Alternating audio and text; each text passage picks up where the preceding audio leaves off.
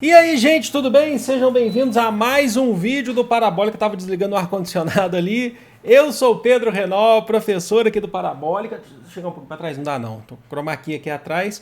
E sim, hoje a gente vai falar dos principais tópicos de filosofia para Unesp. Primeira fase da Unesp, os principais tópicos aqui a gente vai trabalhar. Se eu começar a suar, eu vou ligar o ar-condicionado, tá? Não vou dar conta. E vai fazer um pouquinho de barulho. A gente vai falar dos principais tópicos e fazer questões relacionadas às provas anteriores da Unesp. Principalmente, adianto vocês, a Unesp, a última prova e a penúltima também. São 4 da última prova e uma da penúltima. E aí, antes eu vou passar um slidezinho rápido, um slide só, falando dos principais tópicos para a gente discutir isso, o que você tem que ficar atento agora na prova da Unesp, agora que vai ser essa semana aí, certo? Bom, olha só, esse vídeo está em parceria com a Tati, o canal Historizando. Você sabe que é uma parceira do canal, que já é uma parceira antiga no canal. A Tati, minha amiga, aqui no canal Parabólica. Ela faz lá aulas de História e Sociologia. E ela está fazendo também, saindo aqui, não sei se vai ser o mesmo horário, um pouco antes, deve ser um pouco antes, mas o vídeo dela sobre sociologia, tá? Ela está fazendo o mesmo que eu, fazendo uma análise sobre as questões da sociologia da Unesp, também respondendo questões. Eu fiquei com a filosofia e ela ficou com a sociologia, tá bom? Então é isso. Então, importante que vocês já se inscrevam no canal e deem aquela curtida também, porque ajuda. Eu tô batendo no microfone, ele tá bem na minha frente aqui. Ajudam o canal a crescer, isso é muito importante pra gente que produz conteúdo, ainda mais depois do Enem, que o YouTube dá uma baixada de bola nos canais de educação. Então é importante que vocês estejam aí contribuindo com a gente também, tá bom? Vamos lá então, primeira coisa, eu vou fazer a mágica da contraedição, que vocês conhecem muito bem. Já estamos aqui. Aí eu vou abaixar o meu rostinho. Isso, Pedro, vou ficar aqui embaixinho, ó, tá bonito, tá bonito, tá bonito. O pessoal da outra vez que eu fiz falaram, nossa, o negócio da cadeira também entrou aí. É isso aí. Então vamos lá, gente. Vamos fazer aqui então essa questão. A gente vai começar a discutir a filosofia na Unesp, primeira etapa. Segunda etapa a gente vai fazer outros vestibulares também. Vocês sabem que eu, dentro da medida do possível, não abandono vocês. Filosofia na Unesp, o que, através de um estudo que eu fiz aí sobre a prova, umas pesquisas, o que a gente pode abordar na Unesp. E eu acho muito legal que tem muita coisa que tem aqui no Parabólica que vão bater, inclusive, de frente com a revisão que a gente fez para o Enem. Eu vou deixar linkado aqui a revisão do Enem, que vai ajudar vocês, tá? Eu esqueci de falar. O canal da Tati Historizando é o primeiro da descrição, tá? Não deixem de ir lá assistir também a parte de sociologia, tudo bem? Bom, vamos lá. O que a gente pode entender do vestibular Unesp para filosofia, agora para fazer essa primeira etapa? Eu selecionei aqui alguns tópicos que a gente tem que ficar atento sobre essa prova. Se você já fez outras provas, outros vestibulares da Unesp, ou se você está fazendo ela assim, sem ser para o vestibular mesmo, mas para estudar, você vai perceber isso. A gente tem muito forte no vestibular, é ampla, tá? Eu percebi que você tem questões, algumas que são bem difíceis. A gente vai fazer uma especificamente, por exemplo, de Kant, que eu achei ela já de um nível mais elevado, tá? Mas você tem questões também que são de médio para fácil, certo? A gente vai ter aqui hoje questões, inclusive, assim. Então, um debate que está sempre presente no vestibular Unesp, que está geralmente presente, é o debate sobre saber científico na Idade Moderna, que é a famosa treta entre empiristas e racionalistas. Então, aí vocês podem colocar o David Hume, John Locke, contra Descartes, por exemplo. Eu acho legal porque a gente falou sobre isso, inclusive, na nossa revisão de Enem. Eu usei alguns exemplos lá. Eu não falei de David Hume, mas eu usei o exemplo do David Hume, que é a questão do nascer do sol, né? Cachorros latindo, tá uma beleza, maravilha. Deixa eu tomar água aqui. Entenderam? Mas aquela revisão de Enem que a gente fez ficou bem legal de filosofia, porque a gente passou pela antiguidade, passou pela Idade Moderna e chegou até a falar de Foucault, de Escola de Frankfurt, foi muito bacana. Então estou deixando também um chamativo para vocês assistirem aquela revisão que ficou muito boa, na minha opinião, passei slides e tal. Uma outra questão que eu acho que é muito importante aí na filosofia da Unesp, e isso a gente vai fazer questão hoje sobre, inclusive, é a questão sobre ética. Mas não é só sobre ética em Kant, ela vai pegar em vários momentos. Você vai achar ética em Aristóteles na antiguidade, os conceitos, na revisão também tem, tá? Você vai achar ética, eu vou ter que ligar o ar-condicionado. Eu sei que agora vai dar barulho grande pra vocês aí, mas não tem como, tá? A luz na cara, a janela fechada por causa da luz e por aí vai. Mas o debate sobre ética que a gente faz, por exemplo, em Aristóteles, o que é ética, a diferenciação entre ética e política para Aristóteles e para Kant? Eu acho muito importante, porque nessa aula, entendendo isso, você consegue ter uma noção da filosofia de cada um, do todo. É bastante cobrado, tá? Então fiquem bem de olho. Eu tô fazendo esse vídeo já há dias da prova, mas eu entendo que isso aqui é uma forma de reforço para vocês, mas mais do que uma forma de reforço. Que barulho foi esse? Mas mais do que uma questão de reforço. É uma questão também, entendendo que muitos de vocês já estão se preparando há algum tempo para a prova da Unesp. Então a gente acaba tendo esse reforço e entendendo um pouco melhor a prova. Então aquelas concepções, foca muito no Kant, inclusive, porque é muito importante e não é tão fácil assim. Aqui no canal eu não vou indicar para vocês verem agora, porque aí são mais específicos. A gente tem vídeo falando sobre Kant, discutindo essa questão de ética em Kant, certo? Que eu acho que é muito interessante. A crítica da razão pura em Kant, a gente fez uma análise, um estudo de obra do livro em alguns vídeos na playlist de filosofia. Bom, pontos importantes também a se destacar. Vocês devem estar falando, então cai tudo. Pô, é uma prova ampla, né? A gente vai ver isso, como é que funciona em questões daqui a pouco. Então nós temos, por exemplo,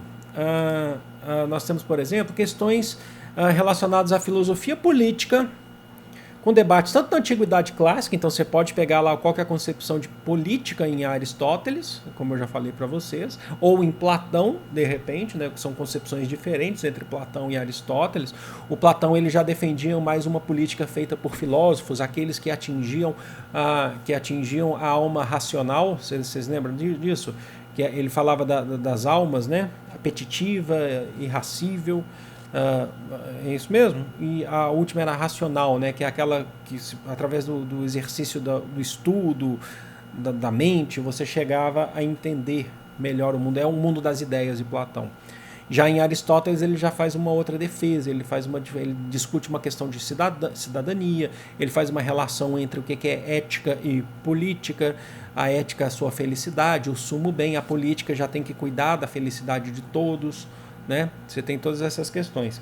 E isso vai levando, inclusive, aos debates, por exemplo, na política, de filosofia política para a Idade Moderna.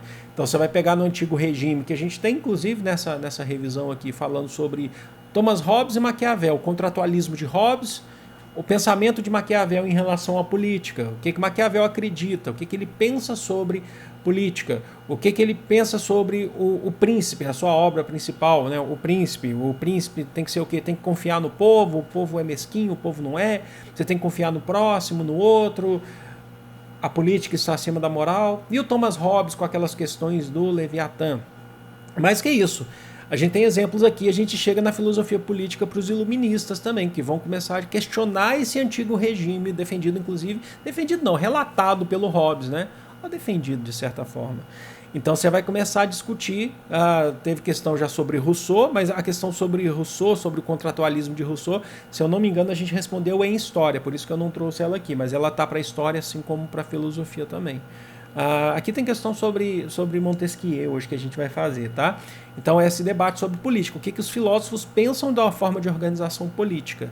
É muito importante isso. Bom, aí a gente entra nesses dois últimos tópicos em debates que são até debates muito atuais, né? Debates relacionados à cultura e à arte. Então a gente vai discutir, por exemplo, você pode discutir Escola de Frankfurt, aquele debate de Walter Benjamin a obra de arte na era de sua produtividade técnica, né? Isso mesmo, né? Que o Walter Benjamin vai falar sobre a aura da arte, mas mais que isso, os debates em relação a Adorno e Horkheimer sobre indústria de massa, né? O que essa arte que se tornou indústria de massa, que depois a gente chega nas discussões atuais sobre pós-modernismo, que é muito interessante. Então, cotidiano, cultura e arte são temas que não necessariamente nessas questões, e aí eu puxo para o próximo tópico para vocês, que está escrito assim, ó, a prova pode conter questões relacionadas a autores específicos, como a gente vai ver aqui, autores específicos, porque vai ter Kant, vai ter Montesquieu aqui, por exemplo, ou a temas contendo movimentos sem citar autores necessariamente, mas você identifica. Questões que são muito parecidas com aquela que do Enem atual, que caiu uma que eu nem vi o gabarito para ver se é essa mesmo ou não, que estava falando sobre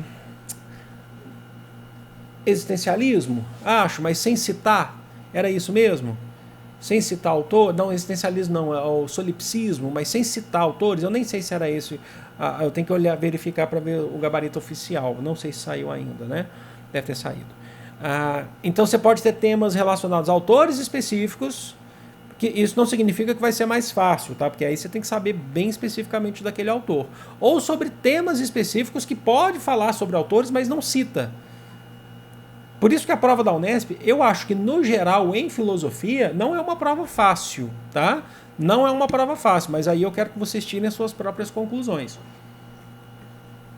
Vamos começar então fazendo questões que eu acho que é muito importante. A primeira questão já é uma dessas questões amplas, que você tem um debate amplo sobre arte. Essa foi da última prova que a gente teve, vestibular 2020, né?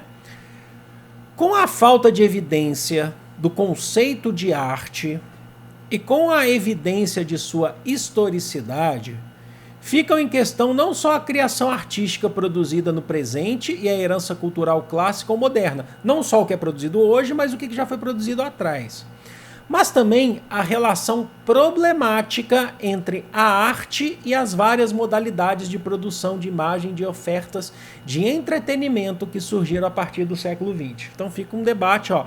Eu foco bastante aqui no comecinho desse texto, falando aí com a falta de evidência no conceito de arte. Opa! Eu moro sozinho, o que tá rolando? Deve ser em cima. Se começar a obra, a gente segue. O conteúdo é mais importante que o barulho. Texto 2. A discussão sobre o grafite, é uma questão sobre grafite, como arte ou como vandalismo, reflete o modo como cada gestão pública entende essas intervenções urbanas. Olha, cada gestão.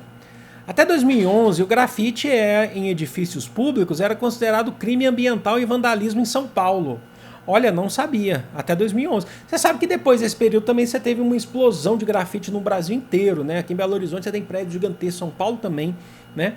Mas eu não sabia que era 2011 especificamente. A partir daquele ano, somente a pichação continuou sendo crime. Então, pichar já faz essa diferenciação entre o grafite e a pichação.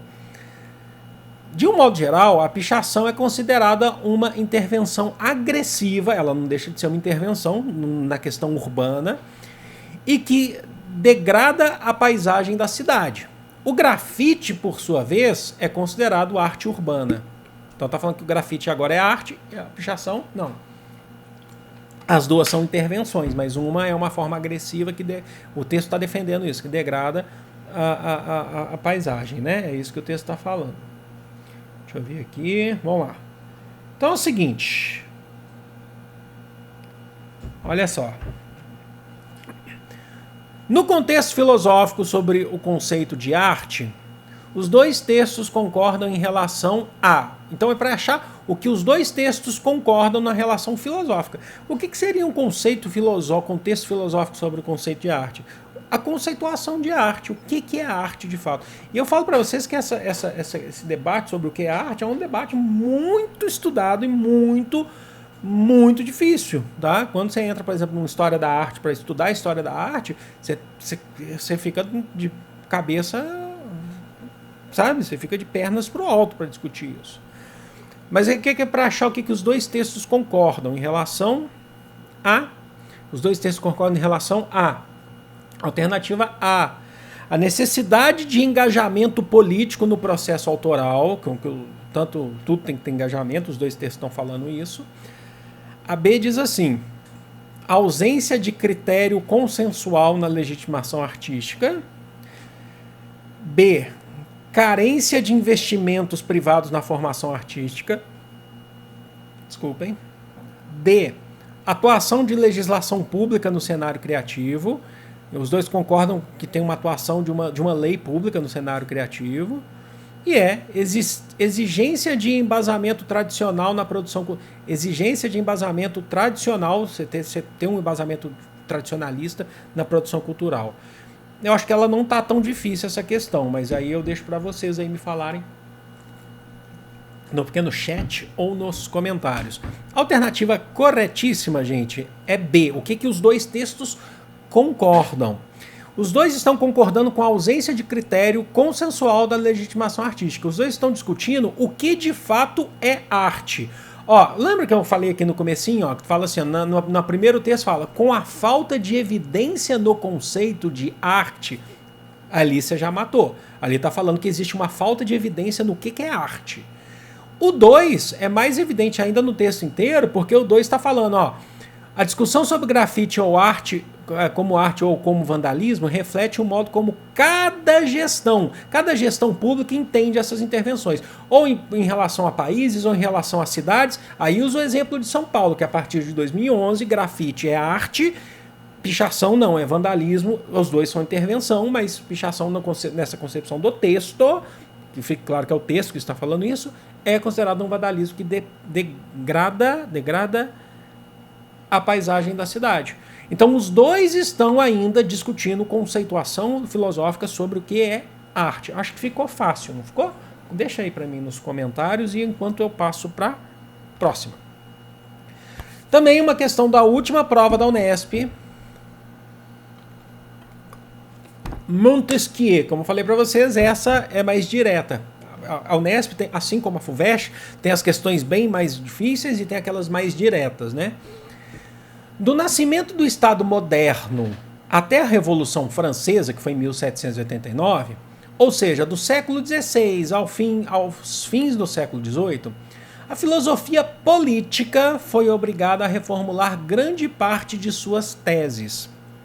Teve que discutir muita coisa, porque é um espaço de tempo muito grande e com muita diversidade política. Então a filosofia política teve que se virar. Assim como você tinha os absolutistas, aí você tem os iluministas, né? Ou os teóricos do absolutismo.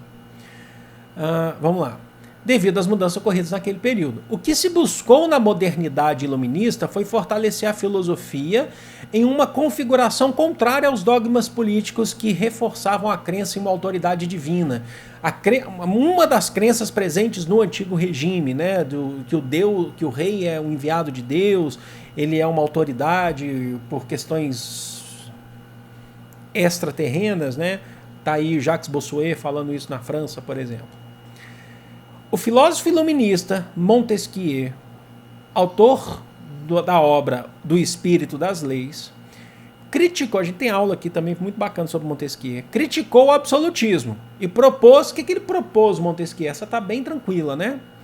A divisão dos poderes em executivo, legislativo e judiciário. B, a restauração de critérios metafísicos para a escolha de governantes, critérios para além do mundo terreno, para além do mundo físico para a escolha de governantes. C, a justificativa do despotismo em nome da paz social. Despotismo entendam como déspota, o rei é o absolutista. Ele está, então, propondo a justificativa do absolutismo para a paz mundial. Para a paz social, desculpe. D, a obediência às leis costumeiras de origem feudal, lá da Idade Média, obedecer o costume feudal. E a retirada do poder político do povo. Para pensar, porque eu acho que essa está tranquila. Mas essa questão passa por vários outros autores, para além de Montesquieu, que é interessante destacar aqui, eu acho que isso é importante.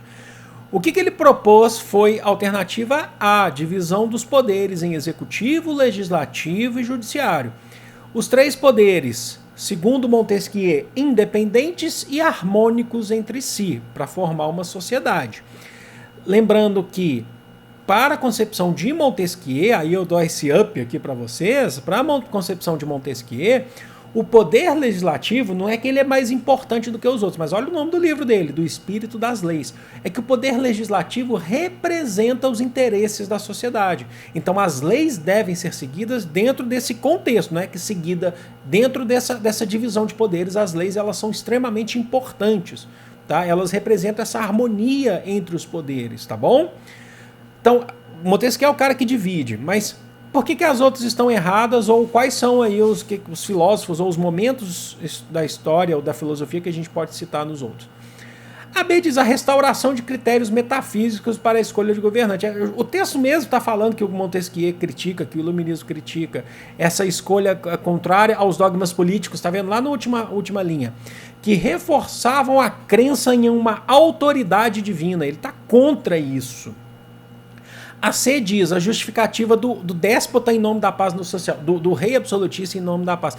Quem que fala isso e justifica isso é o Thomas Hobbes. Então a gente já entrou num outro contexto. É o Hobbes lá no absolutismo com a sua obra Leviatã, que a gente sabe muito bem. Ele que faz isso. Ó, esse rei ele tem que estar lá porque ele tem que trazer a paz social, porque sem ele fazendo essas leis, o ser humano nasce mal e vai se matando num estado de natureza selvagem. Certo? A D diz a obediência às leis costumeiras de origem feudal, está criticando o que vem lá de trás do feudalismo, as leis costumeiras. Leis costumeiras seriam o que? Normas, né? Porque você não tem lei no feudalismo, você teriam normas ou dogmas, né? Religiosos. E a E diz, se alguém confundir e colocou eu explico, tá? A retirada do poder político do povo. Não, porque o Montesquieu está querendo tirar o poder do déspota, do rei. Mas não é a retirada do poder do povo também? Porque onde que o povo estava com poder quando Montesquieu escreveu do Espírito das Leis? O povo não tinha poder. Em qual que é a sociedade que o povo tinha o poder? Talvez você ache, mas não que estava, por exemplo, aos olhos ou no horizonte de crítica do Montesquieu. Entenderam? Então, por isso. Vamos lá. Próxima questão, questão 3, a gente vai até a 5. Também na última, só a última que é da prova penúltima, né, o Unesp 2019, que na minha opinião é a mais difícil também. Diariamente, somos inundados por inúmeras promessas de curas milagrosas, métodos de leitura. Essa é uma questão também que não cita autor, ela dá um debate filosófico sobre, tá? Sobre questão de ciência, entre outras coisas. Tá? Vou ler de novo aqui então. Diariamente somos inundados por inúmeras promessas de curas milagrosas, métodos de leitura ultra rápidos, dietas infalíveis, riqueza. Deve ter gente aí vendo e falando assim, muito eu. É tipo horóscopo isso, né? Riqueza de esforço. Basta abrir o jornal, riqueza sem esforço, né? Tipo assim, quando você abre o YouTube, eu não sei como é que tá sendo agora, mas recentemente tava tendo um cara aí que abriu o YouTube mostrando uma casa bonita, não sei onde que tava, em Angra, sei lá onde que ele tava. Falou assim, eu trabalho 1 hora por dia, ou eu não trabalho e ganho muito dinheiro, tem isso aqui, troquei, e começa a relacionar com táxi, vocês já viram isso? Mas isso aí acontece o tempo todo, né? O investimento, né, da Empíricos. Fiquei rica, né? Atuando, aí vai ver a família da moça, né? Desculpa. A grande maioria desses milagres cotidianos é vestida com alguma roupagem científica. É vestida com alguma roupagem científica. Linguagem um pouco mais rebuscada, aparente comprovação experimental, depoimentos de renomados pesquisadores. Nossa, isso aí mais tem nessa sociedade. Então é um debate atual. Utilização em grandes universidades são casos típicos do que se costuma definir como pseudociência. É um debate sobre pseudociência. Pode-se elaborar a crítica filosófica aos conhecimentos pseudocientíficos por meio... Pode-se elaborar a crítica filosófica aos conhecimentos pseudocientíficos por meio do quê? O que o enunciado está pedindo? Como que a gente pode elaborar uma crítica a esses conhecimentos relatados no texto? Como que a gente pode elaborar uma crítica a essa pseudociência? A. Da imposição de novos sistemas ideológicos. B. Da confiança em teorias fundamentadas no senso comum. C. Da ampla divulgação de ideias individuais. D.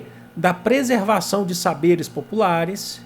E da demonstração de ausência de evidências empíricas. Empíricas. Lembrou a empresa, né? Da menina da Betina que ficou rica por ela mesma. Vocês estão rindo aí, né? Eu sei. Gente, como que a gente pode elaborar uma crítica a essa pseudociência que te dá riqueza sem esforço, dieta infalível, método de leitura ultra rápido? Eu consegui ler Thomas Hobbes 1000 páginas em 1 hora. Vai nessa. Ele consegue. Então, se eu estudar, eu não preciso estudar para o vestibular, porque chega 1 semana antes, eu leio tudo rapidamente que eu preciso. A gente pode elaborar uma crítica a esses conhecimentos relatados pseudocientíficos por meio de ausência de demonstração, da demonstração de ausência de evidências empíricas. Esse pessoal, eles costumam dizer na pseudociência que esse método é super garantido, mas não dá demonstração pra gente. Não dá demonstração pra gente. O meu método, eu fiquei rico, que não sei das quantas.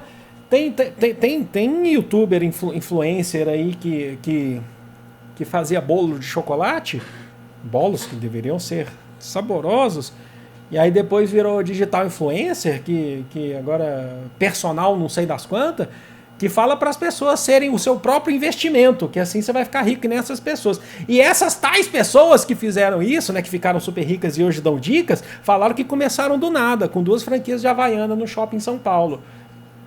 Para mim, não ter dinheiro é não ter dinheiro para comer, não ter dinheiro para pegar ônibus. Conta aí para mim o que vocês acham disso. Eu não estou citando nomes, tá? Mas vocês sabem de quem estou falando. Essas evidências pseudocientíficas de sucesso com pouco esforço, elas não te dão às vezes te dá uma comprovação de uma pessoa, mas eu quero saber do todo. A experiência científica vem através de várias experimentações. Quem falava isso pra gente lá atrás, que já acaba com tudo isso, era Leonardo da Vinci, era Galileu, e por aí vai. Nicolau Copérnico. E hoje, você vai seguindo, certo? Então a gente consegue elaborar uma crítica filosófica aos conhecimentos pseudocientíficos com a ausência da demonstração, por meio da demonstração de ausência de evidências empíricas. Vocês não têm essas evidências empíricas. Tanto. Você dá um exemplo para mim. Eu fiquei rico e pronto. Entenderam? Não pode ser porque da imposição de novos... Qual é a relação ideológica aqui que a gente está falando de texto? B, com a confiança em teorias fundamentadas. Se você tiver teorias fundamentadas em senso comum, você debate contra a pseudociência. Você debate através do conhecimento científico. Certo? Você demonstra para eles que eles não têm que eles têm ausência de evidências empíricas. Que os exemplos são muito isolados, se é que eles são verdadeiros. A C diz, da ampla divulgação de ideias, você mostra várias ideias individuais e assim você bate a pseudociência. E a D diz, da preservação dos saberes populares. Com todo respeito aos saberes populares, os saberes populares não são científicos, eles são importantes. Eles geram, inclusive, instrumentos para conteúdo, eles geram, inclusive, instrumentos para questões patrimoniais. São importantes para a construção de uma nação, entre outras coisas, de uma identidade, mas a gente está falando de um conhecimento científico batendo no conhecimento pseudocientífico, entenderam? Tranquilo, né, gente? Hashtag Pedro Pistola. Bora aí, gente. Adorei essa questão. Questão também 2020, é a nossa penúltima aí. A grande síntese da ciência moderna. Agora é legal, hein? Tá vendo que a filosofia na Unesp discute a questão de ciência? Isso é muito importante. Estabelecendo as leis físicas do movimento, a grande síntese da ciência moderna, estabelecendo as leis físicas do movimento por meio de equações matemáticas e respondendo a todas as questões surgidas com a cosmologia de Copérnico, foi obra de Isaac Newton. Copérnico na Renascença, Isaac Newton mais para frente, né? Com ela, a física adquiriu um caráter de previsibilidade capaz de impressionar o homem moderno. Parabéns, Copérnico, parabéns, Newton. A evolução do pensamento científico, iniciada por Galileu e Descartes. Descartes vem, muito do Descartes vem através do método, né? Cartesiano, o racionalismo e tal. Em direção à concepção de uma natureza descrita por leis matemáticas, chegava assim ao seu grande desabrochar. Vamos lá.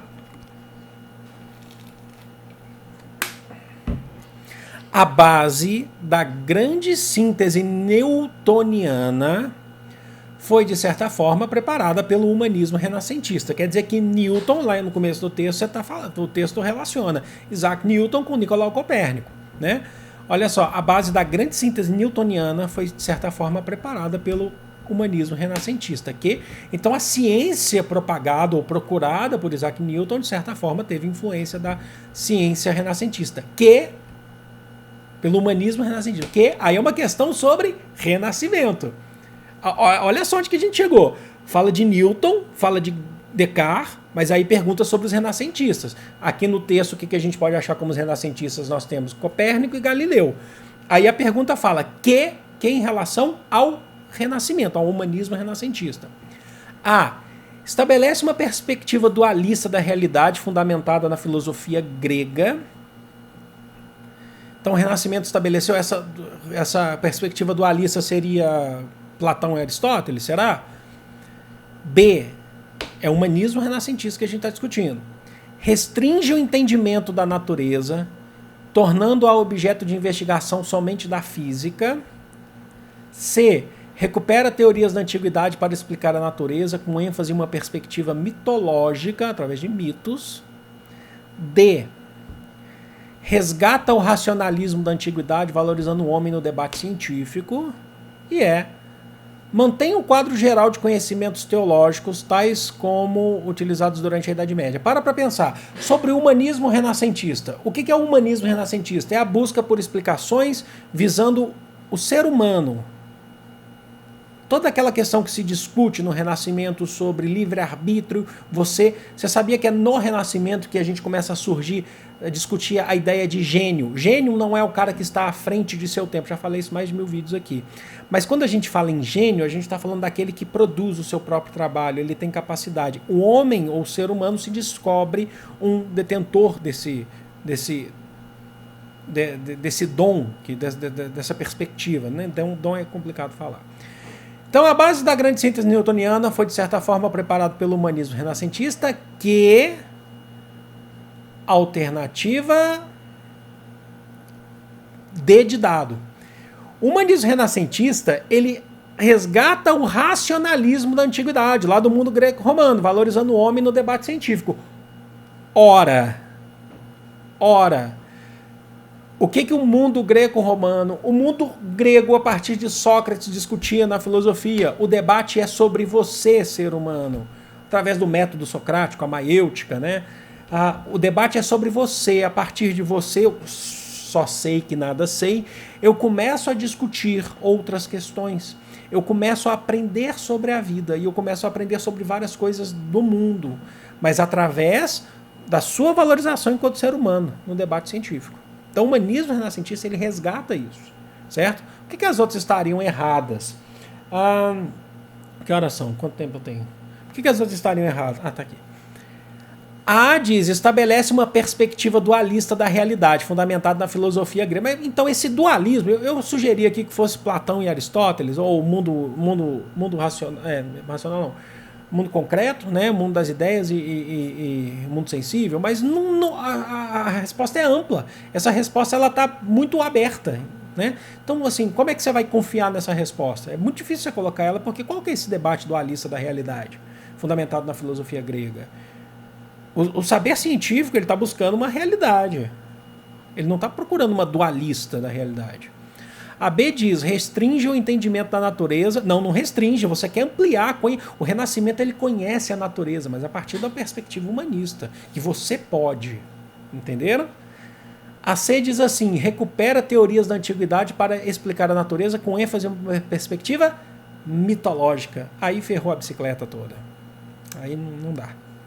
E a E diz, mantém o quadro geral de conhecimentos teológicos. Mantém? Só de conhecimento teológico?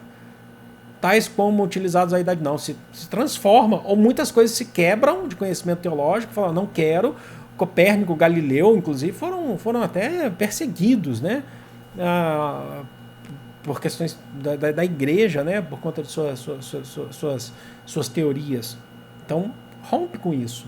Né? Muitas coisas permanecem, mas se modificam. Entendemos, né, gente? Vamos virar a nossa última aí. Vambora. Essa pra mim eu achei já mais difícil, mas ela não é super complicada não. Mas vamos lá. Essa já é da prova Unesp 2019, sobre Kant. Porque quando fala Kant o pessoal já começa a tremer, né? Assim, mas vamos lá, vamos lá. Não é bicho de sete cabeças. É difícil? É, mas vamos lá. A maior violação do dever de um ser humano consigo mesmo, preste muita atenção nesse texto, considerado meramente como um ser moral, a humanidade em sua própria pessoa, é o contrário da veracidade, a mentira. A mentira pode ser externa ou, inclusive, interna. Você pode mentir externamente ou para você mesmo. É isso que ele está querendo dizer em linhas gerais.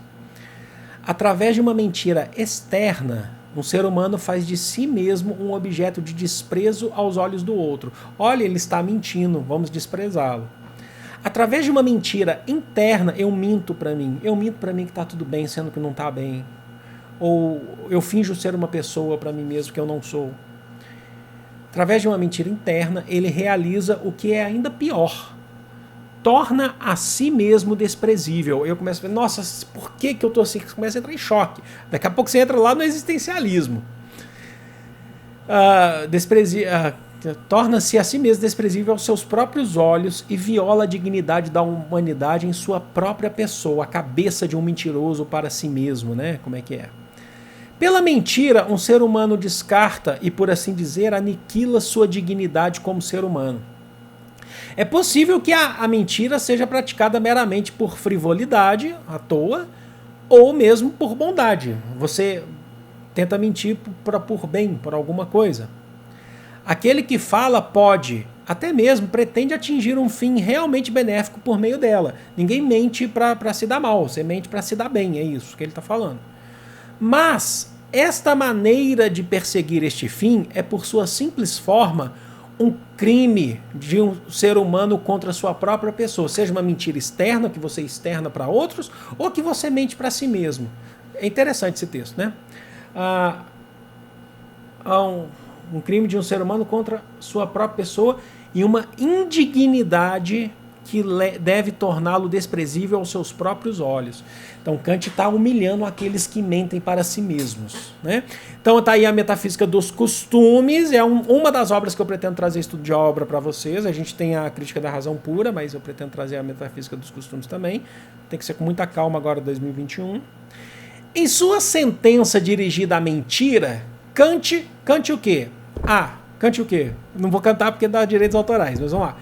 Em sua sentença dirigida à mentira, Kant considera a condenação relativa e sujeita a justificativas de acordo com o contexto. Então, de acordo com o contexto, você trabalha de acordo com o contexto. Se condena ou não. B. Assume que cada ser humano particular representa toda a humanidade. C. Apresenta um pensamento desvinculado de pretensões racionais universalistas. D. Demonstra um juízo condenatório com justificação e motivações religiosas. E assume o pressuposto de que a razão sempre é governada pelas paixões. Para pensar aí, gente, sobre o texto, que eu achei bem interessante. E tem até um trecho, se vocês quiserem dar pausa no vídeo, enquanto eu estou falando isso. Tem um trecho no texto que basicamente entrega, se pá, 80% para mais aí da resposta. Tem um trechinho. E eu falo para vocês. A alternativa correta, a sua sentença dirigida à mentira, Kant, B de bola, assume que cada ser humano particular representa toda a humanidade. E a gente precisa entender Kant para poder responder essa. Por quê? Vou ler lá no comecinho a parte que entrega. A maior violação do dever de um ser humano consigo mesmo, considerado meramente como um ser moral, aí essa parte que abre parênteses, a humanidade em sua própria pessoa. Nossa, que interessante demais, espera aí.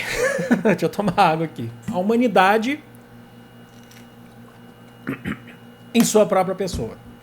Para o Kant, tem aquele debate racional entre o ser individual e o ser como um todo.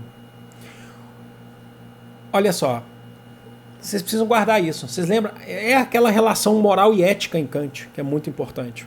É aquela relação moral e ética. Que a sua ética é aquele teu princípio individual, pautado muito em respeito, entre outras coisas, e essa ética tem que colaborar com o todo. Essa ética ela tem que atingir a moral, que a moral é mais ampla, certo? Então a ética deve construir essa moral, influenciar mais a moral do que a moral influenciar a ética. Então, nesse contexto, Kant entende, olha só, que o ser humano ele representa, assim, desculpe, o ser humano representa o todo. Isso a gente também falou sobre essa questão de ética e moral em Kant na nossa... Eu vou deixar esse link para vocês. Tá saindo quarta-feira. Vocês assistem um vídeo da Tati de Sociologia, depois vocês têm mais uns dias para assistirem essa revisão que a gente fez focado para o Enem, mas que aborda esses assuntos. Tá bom? Então, o ser humano individual precisa representar o todo, porque a ética deve construir uma moral. Moral ampla, ética tua pessoal, mas a tua ética pautada no respeito deve construir essa moral ampla. Então, ó, ele assume que cada ser humano particular representa toda a humanidade. Então ele fala, até mesmo quando você está mentindo para você mesmo, você está representando essa humanidade toda, essa relação de moral e ética, essa relação ampla. Entenderam? Por isso que é a B. Por que as outras estão erradas? Porque sempre tem alguma coisinha que vai transformar ela errada, que são os famosos distratores. A A diz assim, ó, considera a condenação relativa. Ele não está considerando, ele está metendo a lenha, descendo a lenha aqui na mentira. Então ele não está considerando relativo e sujeito a justificativos. Se ele considera na B o ser humano particular representa a humanidade, ele não pode relativizar isso. Entenderam? A C diz, apresenta um pensamento desvinculado de pretensões racionais universalistas. Não desvincula de pretensões da razão universal. A D diz, demonstra um juízo condenatório. Você pode falar, então ele está condenando, ele está falando mal. Com justificação e motivações, aí ferrou. Religiosas. Ele não entrou com o conceito de religião aqui. Ele fala que quem mente é ruim, mente pra caramba, não sei das quantas, mas não está entrando com questões religiosas no texto. E a E diz, assume o pressuposto de que a razão sempre é governada pelas paixões. Ele não falou isso. Que a sua razão está abaixo, é governada pelas paixões, primeiro vem o seu sentimento de paixão. Não, ele não falou isso.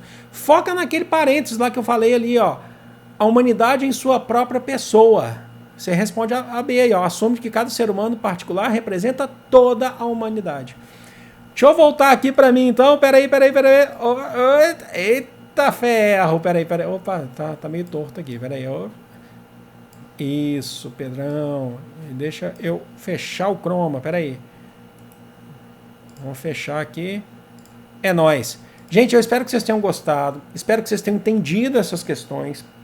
Não deixe lá no Historizando ver as concepções que a Tati está trazendo sobre a prova de Sociologia da Unesp também. A gente fez essa divisão. E é isso. E depois vocês assistem, que eu vou deixar linkado no card aqui para vocês. É aqui, peraí, aqui.